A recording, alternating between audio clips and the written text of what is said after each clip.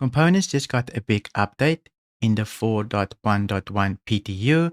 So in this video, I want to take a look at what is the best components so that we can figure out some loadouts. In order to do this, I'm going to go to Urkel here just to see the component stats, and I'll walk you through what I think is the best. To review the size 1 components, I'm just going to use the Gladius as an example, but I'll go over my reasoning for each component as well. First up, the weapons. I think CF repeaters still very good for PvP, and obviously attritions good for PvE. Why, you might ask? Well, they have different speeds. You can see here, if I go to the attrition, its speed is 1000, which is pretty slow. People can outmaneuver you. But if I scroll down to the CF repeaters, its speed is 1800. This is pretty good if people are maneuvering a lot, so you will hit your target a little bit more than the attritions. Also very good if the server is laggy, then you want a higher speed since it will connect more. So in general, if I were to go with anything, I'll probably go with CF repeaters. Even for PvE, you will lose some damage, but at least your projectile speed will be nice and fast. So that is my option for weapons at the moment. You can also go with NDBs. Here you can see here is the NDBs. You can't buy them in a shop. You will need to loot them or get it from the contested zones. But you can see the speed is pretty decent as well, 1400, plus the damage is a little bit more than CF repeaters. So if you can pick these up, super good. Now let's move over to size 1 shields. There's a big difference now. They have changed the base shield that you can buy, which I believe is the Palisades now. Why, you might ask? Well, it has the most shield health, has pretty decent regeneration, plus the regen delay is not that bad if you compare it to base military shields, which is still not the best in shield HP, but it has way better regeneration than the Palisade, plus the time it takes to start regenerating is pretty similar to the Palisades. So overall, I think the FR66 is pretty decent, but I think I'll still prefer the Palisades just because if you're going to 1v1 a ship, I don't think you'll be able to get away. You rather have the shield HP, just tank a couple of shots after winning, you can regenerate your shield again. So I do think the Palisade in that case is the base for me, but I might be proven wrong with the FR66 military A grade, which you can't buy, by the way. You need to loot these from contested zones or wherever you can loot components. Now for the power plant, there were a lot of changes as well. There were a lot of buffs and nerfs, but overall I want to keep my signature as low as possible, as much as needed, and I want as much power as possible.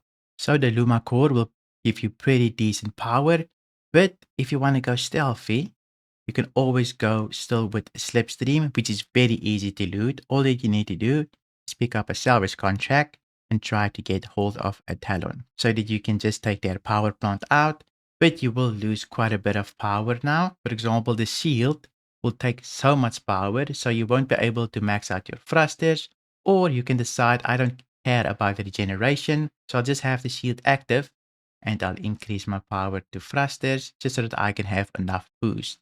So there's options here, but you will reduce your signature about almost half, which is super good. But you can choose, you either can go with the slipstream or you can go with the Luma core. If I go here to EM per segment, you can see the values here. We want to keep this as low as possible, right? With the most amount of power. You can see the Luma core pretty decent with 16 power. So that's why I go to with the Luma core. It will give us a lot of power to power our whole ship. But you can always go with the slipstream, which is very easy to loot. And finally, the quantum drives. For a very fast quantum drive and a fuel efficient one, you can go with the Colossus.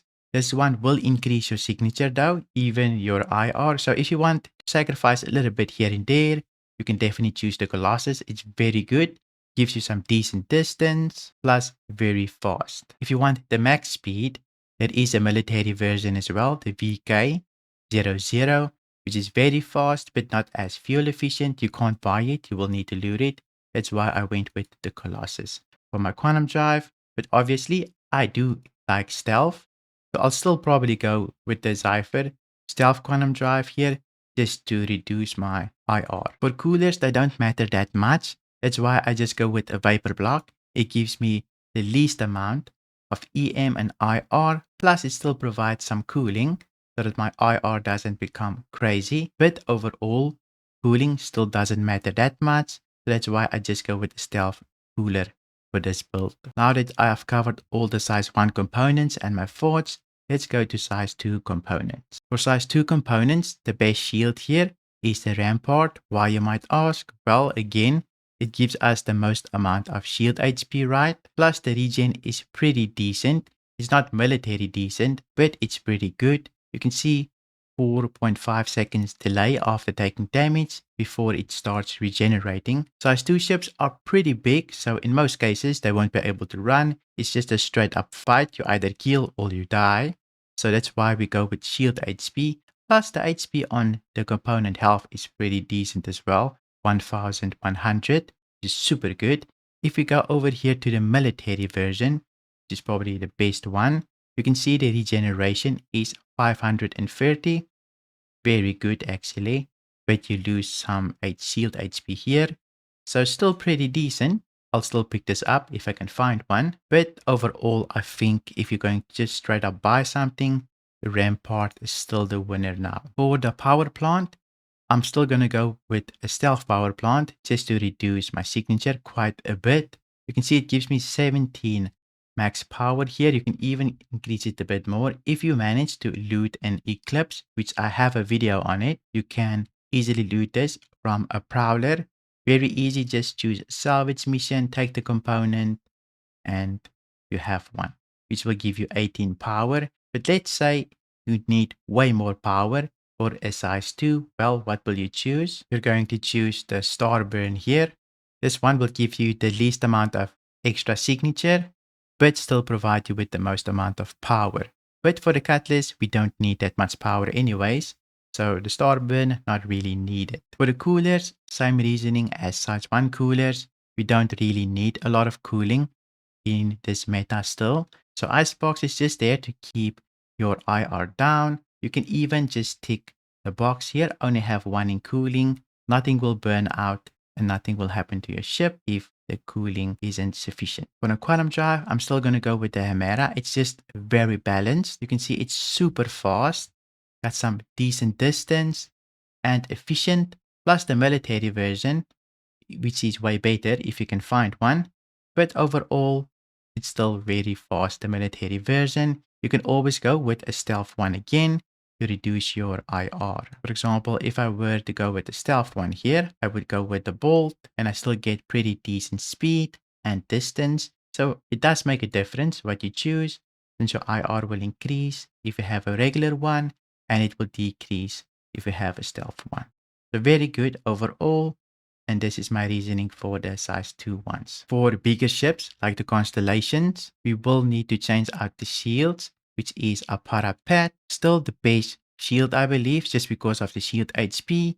Regeneration pretty decent, but I think if you can find a military shield, this will be game changing.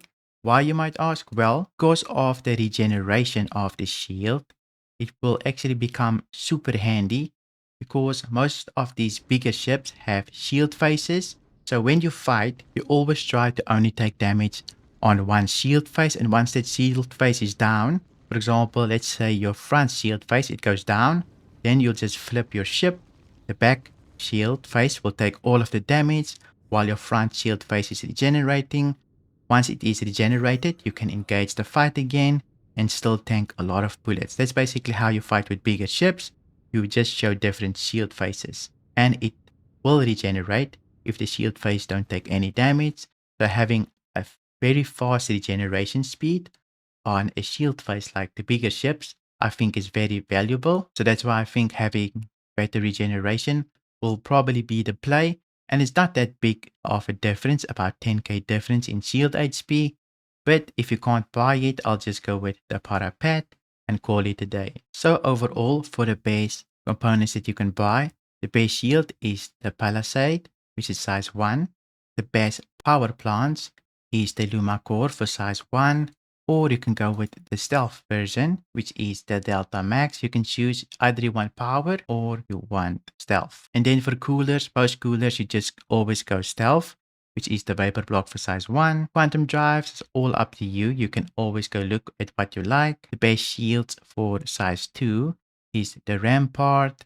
And then if you want a very good power plant or power, you can go with the Starburn, or you can go with the Eclipse, which you can very easily loot. And then of course an icebox for the coolers, and the quantum drive is up to you. And then for size 3 shields, which you can fit on the Corsair or the Taurus, is the Parapat, and all of the other components are usually size 2. That's my insight for the component changes and what I think will be the best in this meta. Let me know in the comments if you think something will be way better, and if you do, explain so that I can learn as well. But hope this video was helpful. If it was, please leave a like and don't forget to subscribe. Thank you for watching, and I'll see you in my next video.